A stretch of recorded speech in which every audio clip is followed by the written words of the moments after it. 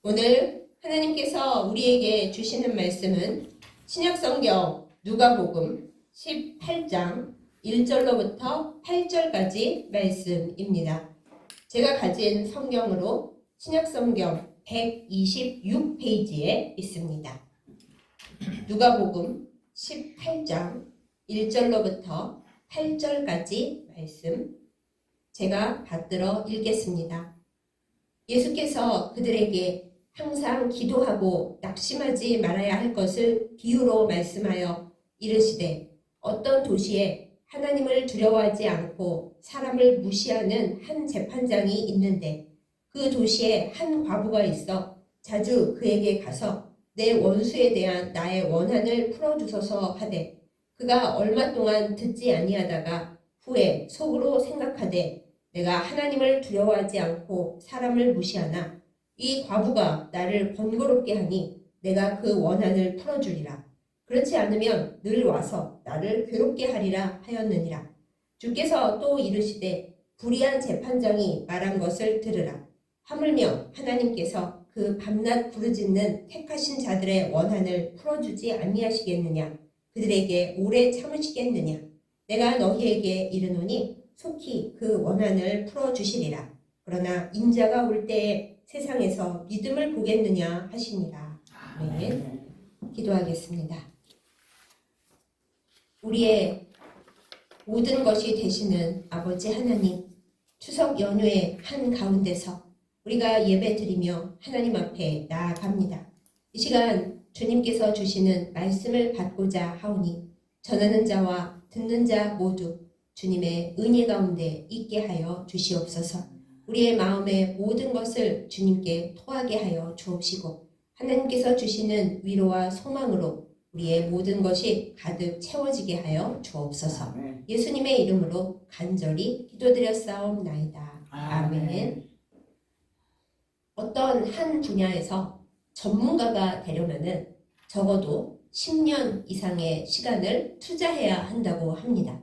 요즘은 새로운 정보들이 하루하루 시간신간 계속 나오기 때문에 공부를 많이 하고 한 분야의 전문가가 되었다 하더라도 계속 끈질기게 공부를 하고 연구를 해야만 전문가의 위치를 계속 보수할 수 있습니다. 세상의 일도 이럴진데 우리가 하나님 앞에 나아가고 주님과 교제하는 일은 어떠하겠습니까? 내가 하나님에 대해서 모든 것을 안다. 우리는 그렇게 말할 수 없습니다. 어린 시절 모태 신앙으로부터 나이가 많이 들 때까지 하나님에 대하여 알고 성경을 많이 배웠고 공부하고 내 인생을 주님과 함께 더불어 동행하며 살아왔다. 이렇게 자신할 수 있다 하더라도 하나님은 온 세상보다 크신 분이기 때문에 우리가 감히 하나님을 다 아는 하나님 전문가라고 말할 수는 없을 것입니다. 교회에 고양이가 한 마리 있습니다. 그의 근처에 뱀이 많고 해충이 많아서 고양이를 꼭 키워야 한다고 하길래 고양이가 어릴 때 데려와서 키우고 있습니다. 그런데 이 고양이가 원래 집 고양이인 그 품종 출신이라서 들고양이나 길고양이하고는 조금 다릅니다. 가끔은 맛있는 특식을 조릴 때가 있어서 교회에 통조림이 있고 걔가 너무나 그걸 원할 때는 가끔 그것을 줍니다. 근데 고양이가 똑똑하기 때문에 그냥 가만히 있어서 통조림이 나오지 않는다는 것을 잘 압니다. 그리고 매일매일 주는 게 아니라는 것도 압니다. 그래서 통조림을 굉장히 많이 먹고 싶을 때는 이제 저는 주는 사람이 아니니까 제 부모님을 계속 쫓아다니면서 통조림을 내놓으라고 그렇게 끈질기게 쫓아다닙니다. 어떨 때는 야옹야옹 울기도 하고 때로는 빨래를 넣을 때 빨래통에 가까이 와서 빨래를 뒤집어 엎으려고도 합니다. 저는 부모님보다 고양이에게 쉽이 보이는지 제가 빨래를 넣을 때는 고양이가 막 빨래통 속으로 들어오려고 하면서 통조림을 내놓아라 합니다. 웬간해서는 통조림을 안 주지만은 너무 끈질기게 고양이가 울고 쫓아다니고 막 그럴 때는 어쩌겠어요. 걔한테 통조림을 줘야 이 모든 시끄러운 일들이 끝나기 때문에 결국에는 져서 그래 하나 먹어라 하고 특식을 줍니다. 고양이가 이렇게 똑똑합니다. 내가 원하는 것을 얻기 위해서는 주인들에게 끈질기게 달라붙어야 한다. 아무리 힘들고 괴로워도 나를 무시하고 발로 차고 이놈아 저리 가 하는 소리를 한다 하더라도 통조림을 얻어먹기 위해서는 끈질기게 졸라야 한다라는 것을 알고 있습니다. 그런데 우리는 어떻습니까? 우리는 하나님 앞에 원하는 것이 많습니다. 우리가 영혼만 가지고 있다면 딱히 원할 것이 없을지도 모르겠습니다. 하나님 우리의 믿음을 더 좋게 하여 주시고 하나님을 사랑하게 하여 주옵소서. 그것밖에 더 구할 게 없겠죠. 그러나 안타깝게도 우리는 몸을 가지고 이 문제 많은 세상에 살아가고 있기 때문에 또 돌보아야 할 가족과 친구들도 많이 있기 때문에 하나님 앞에 기도하는 내용들이 그렇게 아름답지만은 않고 때로는 우리의 욕심과 우리의 생각으로 구할 때도 많이 있습니다. 그럼에도 불구하고 하나님 앞에 기도하고 나아갈 때는 끈질기게 하나님 앞에 구해야 하나님께서 더 빨리 주시지 않을까 그런 생각들을 할 수도 있고 안 할 수도 있는데 오늘 우리가 보는 이 말씀 과부와 재판장 비유를 보다 보면 끈질기게 하나님 앞에 기도하는 것이 중요하구나 하는 생각을 할 수가 있겠습니다. 그런데 제가 그것에 대한 조금 달라지는 내용을 이후에 말씀을 드릴 거예요. 아무튼 이 과부와 재판장 비유는 대부분의 신앙인들이 생각하기에 끈질기게 기도를 해야 하나님께서 들어주시는구나 이런 생각을 하게 만듭니다. 다 아는 내용이지만 이 성경 말씀 내용을 비유를 조금만 살펴볼게요. 어떤 도시에 아주 불의하고 악한 재판장이 살고 있었습니다. 아마 뇌물도 많이 받고 오늘 말씀의 표현에 의거해 보자면은 하나님 두려운 줄을 모르고 사람을 무시했다고 적혀 있습니다. 그것이 무슨 뜻입니까? 하나님 두려운 줄을 몰랐다는 것은 양심이 없었다는 거죠. 하나님 두려운 줄을 알면 좀 가난한 사람들의 사정도 알고 내가 이렇게까지 나쁘게 굴면 안 되는데 그런 생각을 할 터인데 그렇지 않았다는 거예요. 하늘 무서운 줄을 모르고 사람을 무시하고 돈 많고 권력이 있는 사람에게는 살랑살랑하고 가난하고 힘없는 사람에게는 못되게 굴었다라는 것입니다. 참 나쁜 못된 재판장인 거죠. 그런데 그 도시에 또 아주 가난하고 아무것도 없는 과부가 한 사람 있었습니다. 요즘은 뭐 돈 많은 과부는 잘 산다 이런 말이 있지만은 성경 시대에는 하나님께서 가장 불쌍하게 여기시는 최빈곤층이 고아와 과부였습니다. 의지할 데가 한 군데도 없고 가난하기 이루 말할 수가 없었습니다. 그런데 이 가난하고 백도 없고 아무것도 없는 과부가 우리는 알 수 없지만 뭔가 서글픈 일이 있고 원수가 한 사람 생겼습니다. 원수를 어떻게 갚을까요? 과부가 갚을 길이 없는 거죠. 아무리 원한이 맺히고 아무리 힘들어도 원수를 갚을 길이 하나도 없는 겁니다. 근데 이 과부가 무슨 생각을 했는지 이 못된 하나님 두려운 줄도 모르고 사람 무시하기를 아주 밥 먹듯이 하는 그 재판장에게 찾아갔습니다. 처음에 뭐 좋게 만났겠어요? 내침을 당하고 여기 왜 왔냐 그리고 하인들이 막 내쫓고 난리가 났겠죠. 그런데 이 과부가 에휴 그래 나 같은 여자가 무슨 원한을 풀겠어. 하나님 두려운 줄 모르는 저 재판장이 뭐 내 말을 들어주게 하겠어. 포기하자. 이러지를 않았어요. 과부는 이 불의한 재판장이 자기의 최후의 수단이었다고 생각을 하는지 그렇다고 생각을 하는지 무슨 일을 당해도 무슨 모욕과 수치를 당해도 쫓아다니면서 제발 제 원한을 풀어주세요. 원수를 갚아주세요. 재판장님 말고는 저는 어디 달리 갈 데가 없습니다. 하고 끈질기게 물고 들어졌습니다. 고양이가 통조림 달라고 쫓아다니는 것 정도는 유가 아니었겠죠. 고양이가 아니고 사람이니까요. 그리고 더 이상 의지할 데도 없지 않습니까? 죽어도 고만이라고 생각하면서 끈질기게 달라붙었던 것 같습니다. 그래서 이 불의한 재판장이 어느 날 가만히 앉아서 생각을 해보니 서로 귀찮은 거예요. 이 과부가 뭐 불쌍해서도 아니고 내가 양심적이어서도 아니고 그냥 계속 쫓아다니면서 귀찮게 하니까는 너무 귀찮다. 내가 하나님도 안 두려워하고 사람도 무시하고 살기는 하지만 그냥 너무 귀찮아서 내가 들어주고 만다. 아유 귀찮아. 그러면서 그 과부의 원한을 풀어주었다. 이 비유의 내용이 그렇습니다. 예수님께서 해주신 비유 내용이에요. 우리가 이 비유에 대한 설교 말씀이나 성경 공부를 할 때에 이 비유의 주제를 간단하게 말해 버립니다. 그러니까 하나님께 끈질기게 기도를 하면은 하나님께서 들어주신다는 얘기야. 불의한 재판장도 이렇게 들어주는데 하나님은 어떠시겠어? 좋으신 하나님이신데. 이렇게 하고 그냥 딱 끝나버려요. 그런데 그렇게 하기에는 모자란 감이 있습니다. 이 비유 말씀을 시작하기 전에 예수님께서 이 18장 1절 말씀에 뭐라고 하셨는가를 우리가 먼저 봐야 한다는 것이에요. 예수님께서 비유 얘기를 시작하시기 전에 뭐라고 하십니까? 항상 기도하고 낙심하지 말아야 할 것을 비유로 말씀하셨다. 이것을 우리가 기억해야 합니다. 끈질기게 기도하는 그것이 목적이 아니라 너무 낙심이 될 때에 포기하지 말고 기도해야 한다라는 것이 과부와 불의한 재판장 비유의 핵심 내용이라는 것이에요. 그러면 여러분과 제가 이런 생각을 할 수가 있죠. 아니 그러니까 끈질기게 쫓아다니고 기도한다는 것이 그거 아니에요? 네, 맞을 수도 있지만 틀릴 수도 있습니다. 우리가 기도를 하다 보면은 언제나 응답을 잘 받고 언제나 마음이 기쁜 것은 결코 아닙니다. 혹시 여러분 중에 아니요, 저는 기도만 하면 마음에 기쁨이 충만하고 성령이 충만하고 기도를 했다 하면 하나님이 바로 응답을 해주십니다. 저는 기도에서 실패한 적이 없습니다. 그러신 분이 계시다면 너무 훌륭하십니다. 정말 제가 그 비법 좀 여쭤보고 싶어요. 그러나 우리 대부분은 주의 종이고 믿음 생활을 훌륭하게 한 사람이라 할지라도 기도하다가 낙심하고 왜 하나님께서 이렇게 빨리 안 들어주시지? 혹은 내가 이렇게 기도했는데 왜 하나님께서 예스라고 답을 안 해주시고 기다려라 혹은 안 된다 혹은 아예 침묵으로 내버려 두시지 하고 마음이 아픈 순간이 분명 있을 것입니다.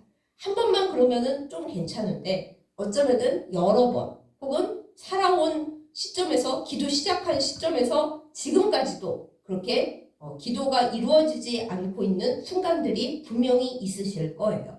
그러면 우리에게 예수님께서 이 과부와 불의한 지판관 비유를 얘기해 주시면서 기도를 하다가 낙심하지를 말아라. 설령 낙심이 되는 순간에도 기도 안 할래. 그냥 사는 거지 뭐. 기도한다고 예수님께서 하나님께서 들어주시는 것도 아닌데 이거는 기도 빼고 딴 거 할 거야. 그러지 말라라는 것이에요. 예수님께서 우리에게 말씀하시는 것은 기도하다가 낙심하지 말고 그래서 낙심해서 포기하지 말고 계속 쉬지 말고 열심히 기도를 해라 라고 우리에게 말씀하시는 것입니다. 제가 오늘 설교의 제목을 맑은 날의 기도, 흐린 날의 기도 이렇게 잡았습니다. 여러분은 어떠세요? 좋은 일이 생기고 감사할 제목이 많을 때 기도가 더 잘 되십니까? 아니면 그럴 때는 그냥 내가 제일 훌륭한 척 흥청망청 있다가 하나님께서 폭풍우를 막 몰아오게 하시고 갑자기 일이 안 될 때 그제서야 주님 앞에 달려가서 주님 용서해 주시옵소서 제가 다시 정신 차려 기도하겠습니다 하고 흐린 날 기도를 더 잘하십니까? 사람마다 차이가 있는 것 같아요. 어떤 분은 맑은 날, 좋은 날에는 기도를 너무 열심히 하나님을 사랑하면서 하다가 안 좋은 일이 생겨서 흐린 날이 되면 주님 어쩌면 저한테 이러실 수가 있으세요. 저 이제 기도 안 할 거예요. 주님 미워요 하고 돌아서는 분들이 계신가 하면 또 어떤 분들은 맑은 날에는 주님 안 필요하고 룰루랄라 계시다가 안 좋은 일이 닥치면 그제서야 주님 제가 잘못했어요. 맑은 날에 잘할 걸 주님 이 비 오는 날에 저는 의지할 때가 주님밖에 없습니다. 저의 우산이 되어주시고 빨리 이 비가 그치게 해주세요 하고 그제서야 기도하는 분들도 계세요. 그런데 오늘 예수님께서는 우리에게 말씀하십니다. 날씨가 맑든 비가 오든 천둥 번개가 치든 뭐 아주 좋은 일이 있든 이렇든 저렇든지 간에 계속 기도를 하라. 그것이 너희의 해야 할 일이니라 이렇게 말씀하시는 거예요. 우리가 이 과부를 한번 생각을 해보겠어요. 과부가 이 원수를 갚아달라고 재판장을 쫓아다닐 때 어느 날 아침에 일어났는데 날씨가 너무 좋아요. 아유 이렇게 좋은 날은 재판장 그 못된 놈에게 찾아갈 필요가 없겠지. 그냥 오늘은 놀러 나가자. 소풍 가자. 그러고 안 갔더라면 그게 되겠습니까? 또 비 오는 날에 아유 오늘은 몸도 찌뿌둥하고 이거 몸살 날라 그러는데 오늘은 가지 말자. 뭐 그 재판장이 뭐 내 말을 언제나 들어주는 것도 아닌데 하루 쉬지 뭐. 이러면 그게 끈질긴 그 원한을 품어달라는 탄원이 되겠습니까? 아마 그 과부는 날이 맑건 날이 흐리건 몸살이 났건 뭐 상태가 안 좋건 오늘은 좀 상태가 나아서 딴 과부들하고 나가서 수다를 떨고 싶건 그런 거 아무 상관하지 아니하고 눈 뜨고 일어나면 그 재판장에 가서 나의 소원과 이 원수 갚아달라는 얘기를 가서 해야지. 혹은 어제 재판장이 아주 모욕스럽게 얘기를 했어요. 미친 너 X야. 그만 나타나. 너 한 번만 더 나타나면 밟아버린다. 그렇게 얘기를 해서 자존심이 상하고 아휴 내가 이렇게까지 살아야 되나? 그냥 확 죽어버릴까? 그런 생각을 했던 날이라 하더라도 다음 날에는 꼭 일어나서 그 재판장 찾아가 봐야지. 들어줄 때까지 나는 간다. 그거는 단순히 끈질김도 끈질김이지만은 날이 맑든 날이 흐리든 나는 낙심하지 않고 간다라는 그 의미를 담았을 것입니다. 사랑하는 여러분, 우리의 기도는 어떻습니까? 여러분은 맑은 날에 기도하는 파이십니까? 흐린 날에 기도하시는 파입니까? 하나님의 큰 은혜로 날이 맑든지 날이 흐리든지 나에게 행복이 막 밀려오는 날이든지 불행이 막 밀려와서 힘겨운 날이든지 기분 변화에 상관없이 특별히 안 좋은 날에 더욱 낙심하지 않고 기도하는 우리 모두가 되기를 예수님의 이름으로 축복합니다. 아멘. 예수님은 이것을 우리에게 바라십니다.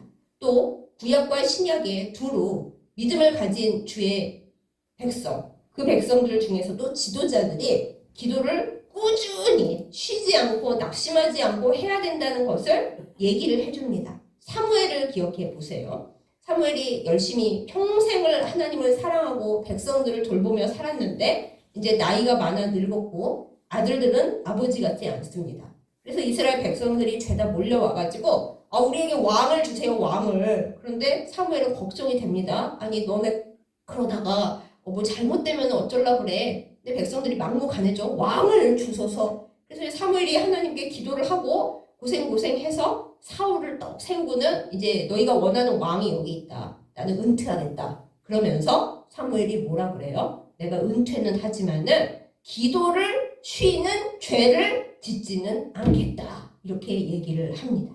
사무엘의 입에서 나온 말, 내가 은퇴는 하지만 기도는 쉬지 않겠다. 기도를 쉬는 것은 죄야. 은퇴를 하더라도 기도를 쉬면 안 돼. 내가 사사로서는 물러나지만은 기도를 쉬지는 않을 거야. 왜? 기도가 재밌어서요? 아니고 기도를 쉬는 것은 죄이기 때문이었습니다. 또 신약 성경에 나오는 사도 바울. 여러분 사도 바울은 솔직히 성경이 이게 멋있게 표현하지 않았어요. 말도 좀 잘 못하고 성격도 괴팍하고 몸도 안 튼튼해가지고 평생에 의사 누가가 쫓아다녀 줬습니다. 그런 사도 바울이 우리에게 편지를 남겨주면서 뭐라고 얘기를 했습니까? 쉬지 말고 기도하라고 했어요. 쉬지 말고 기도를 해야 항상 기뻐할 수가 있다고 얘기하면서 이 쉬지 말고 기도하는 것은 우리를 향하신, 그러니까 사도 바울은 너희라고 했지만 우리를 향하신 하나님의 뜻이라고 했어요. 우리가 항상 말하죠. 하나님의 뜻이 어디에 있습니까? 제가 너무 알고 싶습니다. 주님의 뜻은 어디 있습니까? 응답하여 주시옵소서. 성경에 있어요. 항상 쉬지 말고 기도하는 것이 우리를 향하신 하나님의 뜻이에요. 그래서 기분이 안 좋거나 기분이 좋거나 우리는 오늘은 기도를 쉬자. 맨날 내가 평생을 기도해왔는데 뭐 하루 좀 쉬어도 괜찮겠지? 그러고서 기도를 쉰다는 것은 하나님 앞에 죄이고 하나님의 뜻을 제대로 실천하지 않는 우리의 크나큰 실책이고 죄라는 것을 우리가 꼭 깨달아야 하겠습니다. 이번 아시안 게임에서 아주 훌륭한 성적을 낸 수영 국가대표팀의 앳되고 귀여운 선수들에게 인터뷰를 할 때 이제 시합이 끝났으니까 좀 집에 가서 쉬실 거죠? 하고 기자가 물어봅니다. 그런데 선수들이 말하기를 아니요, 안 됩니다. 하루만 수영을 안 하고 쉬어도 열심히 만들어 놓은 근육이 싹 빠지고 뭐가 망가지는 느낌이 듭니다. 불안해서 그렇게는 안 됩니다. 딱 하루 반나절 쉬더라도 다음날은 수영을 하러 다시 나가봐야 됩니다. 안 그러고 니나노 하고 며칠 놀았다가 수영을 하러 가면 모든 것이 망가져 있습니다. 이렇게 인터뷰를 하더라고요. 그래서 제가 좀 뜨끔했습니다. 하다못해 수영을 하는 그 이 세상의 경기 종목을 뛰는 선수들이라도 아니 근육량 빠져서 쉬면 안 됩니다. 고 얘기를 하는데 우리는 하나님의 백성으로서 평생 주님과 함께 가야 되고 죽은 후에도 하나님 나라에 가서 주님과 동행해야 하는 그 평생에 뛰어야 하는 주님의 백성들인데 기도를 안 하고 기도를 쉬고 오늘은 이러니까 기도를 안 하고 내일은 저러니까 기도를 좀 조금 해야겠어 생각하면 우리의 영혼과 우리의 생 속에 있는 그 기도 근육량이 얼마나 뒤죽박죽이 되겠어요. 우리가 수영 선수들만큼도 생각을 안 하고 그냥 멋대로 삽니다. 하나님께서 우리를 보호해 주시고 지켜주시지 않는다면은 우리의 기도의 근육량이 모자라가지고 마귀가 우리를 척 치고 들어올 때 우리는 넘어질 수밖에 없습니다. 사랑하는 여러분, 저 포함해서 우리는 아무리 힘이 들어도 아무리 낙심이 돼도 세상의 물결에 우리가 허우적거리는 순간에도 기도를 쉬는 죄를 범해서는 안 되겠습니다. 기도가 우리를 향하신 하나님의 뜻이라는 것을 반드시 기억하고 행해야 하겠습니다. 주여 주님의 뜻은 무엇입니까? 알려주시옵소서. 우리가 물을 때 하나님은 성경에 내가 써놨잖니 기도를 하는 것이 너희가 해야 할 내가 너희에게 보낸 나의 뜻이야. 이렇게 말씀을 하실 것입니다. 그럼 이제 우리가 조심히 대해야 하는 것이 하나 있습니다. 하나님 앞에 기도를 우리가 쉬지 않고 해야 되고 낙심하지 않고 기도를 해야 돼요. 그럼 이제 기도를 할 때 늘 나의 소원만 구하는 것 과부도 솔직히 자기 소원만 구했잖아요. 그런데 그거 우리는 믿음을 가진 주의 백성들로서 또 말씀을 받아 배우는 주의 백성들로서 거기서 끝나서는 안 됩니다. 하나님 앞에 기도할 때 기도는 호흡이자 대화라고 했습니다.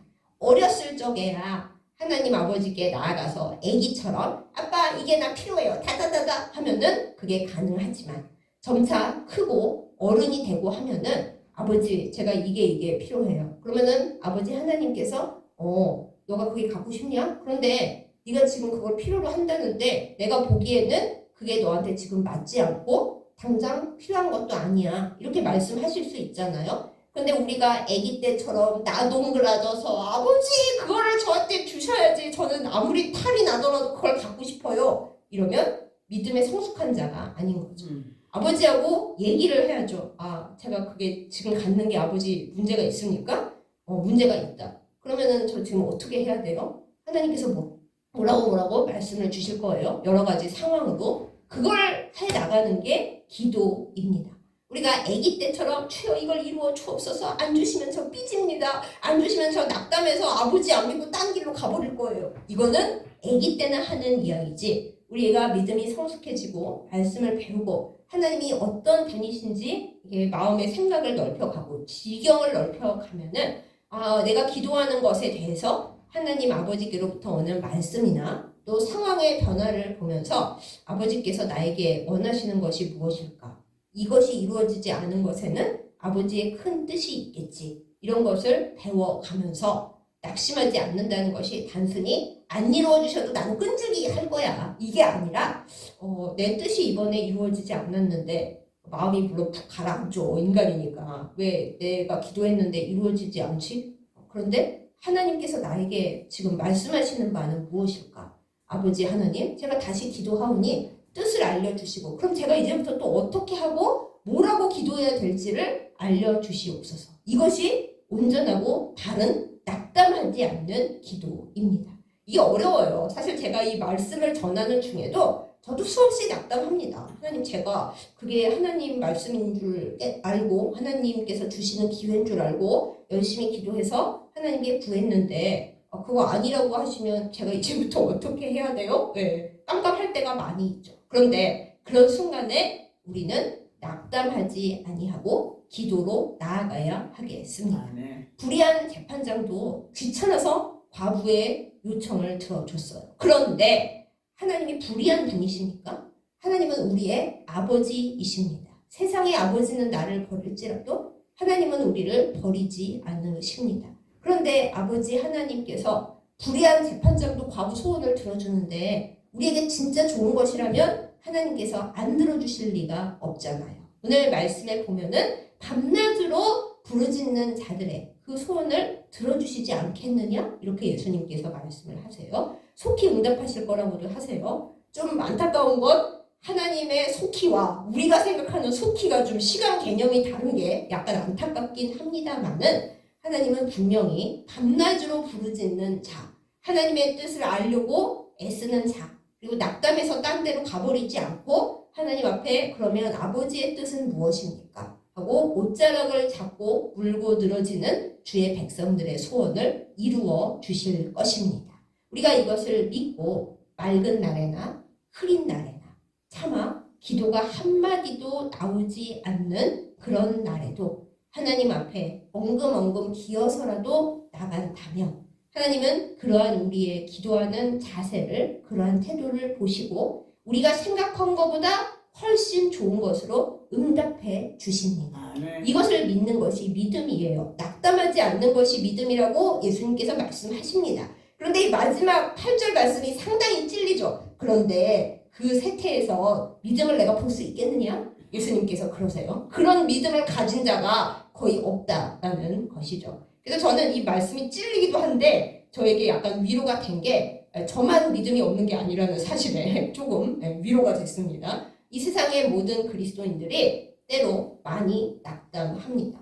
그리고선 기도를 자꾸 쉬려고 합니다. 에휴, 안 이루어 주시는데 좀 쉬었다 하는 게 어떨까? 마치 수영 선수가 아유 이번에 성적도 별로 안 나왔는데 수영 때려칠까봐 하고 생각한다면 그럼 다시 돌이킬 수 없는 거죠. 고양이가 조금 울어봤는데 통조림을 안 줘요. 그럼 아무리 울어봤자 안 주네 하고 삐져가지고 어디 딴 데로 가버린다면 통조림 못 얻어먹는 거지 않겠습니까? 그러니 우리는 하나님을 믿고 예수 그리스도를 믿고 따라가는 주의 백성으로서 예수님께서 직접 비유까지 하시며 말씀하신 바 기도하고 낙심하지 말아야 하겠습니다.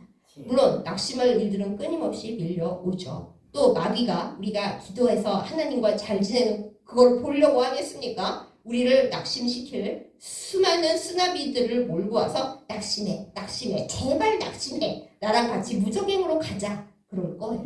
근데 우리가 그것을 뻔히 알면서 당해서야 쓰겠습니까? 슬픈 마음 있는 사람, 죽음 앞에 겁을 내는 사람, 기도를 열심히 했는데 이루어지지 않아서 마음이 죽이 되고 있는 사람, 앞으로 내가 어떻게 살아가야 할지 답이 안 나오는 사람, 예수님께서 다 불러서 오라고 하십니다. 수고하고 무거운 짐진 자들아 다 내게로 오라. 내가 너희를 쉬게 하리라.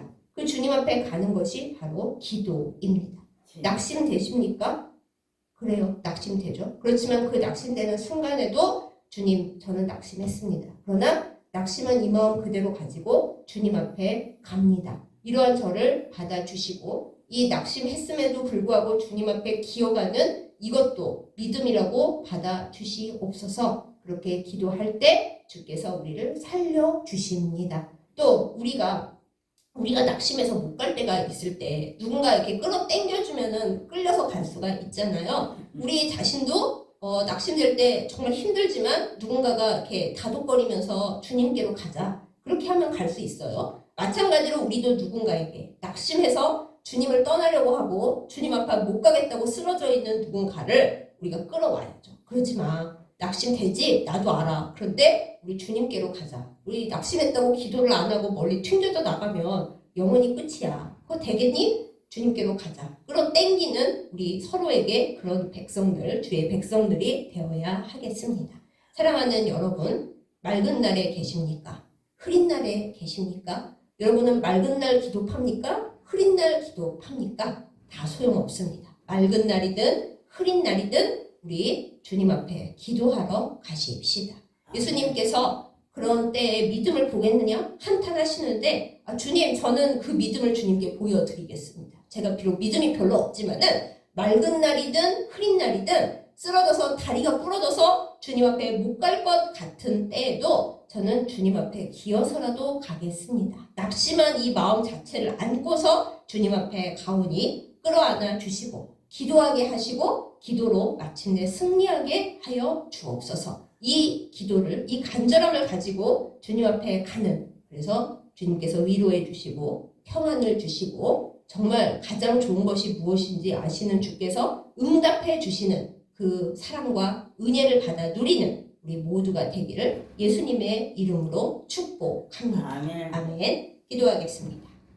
사랑하는 하나님 아버지, 주께서 우리에게 항상 기도하라고, 그것이 우리를 향하신 하나님의 뜻이라고 말씀도 주셨건만 우리가 기도하지 못하고 우리가 하고 싶은 때 언뜻 생각날 때 이렇게 기도를 주죽박죽 하는 것을 주님 앞에 고백합니다. 회개하오니 용서하여 주시옵소서. 아멘. 주님, 우리는 맑은 날에 기도합니까? 흐린 날에 기도합니까? 그 모든 것을 다 떠나서 맑은 날이든 흐린 날이든 주님 앞에 다가가 우리의 모든 것을 놓고 기도하게 하여 주시옵소서. 아멘. 사랑하는 주님, 이 험악한 세상에서 우리가 할 수 있는 일이 기도밖에는 아무것도 없습니다. 주여 우리를 받아 주옵시고 기도할 때 주께서 모든 것을 우리에게 허락하여 주시고 주님과 깊이 대화하여 응답받게 하여 주시옵소서. 낙심할 수밖에 없는 생활과 상황 속에서 주여 우리를 붙드사 낙심치 않고 끝까지 기도하여 주님의 이름으로 승리하게 하여 주시옵소서. 우리가 우리 주변에 있는 낙심하여 주님을 떠나버린, 또 낙심하여 기도를 못하고 있는 이들을 붙들어 주님 앞으로 다시 함께 올 수 있도록 우리 모두에게 믿음과 사랑을 허락하여 주옵소서. 예수님의 이름으로 간절히 기도드렸사옵나이다. 아멘.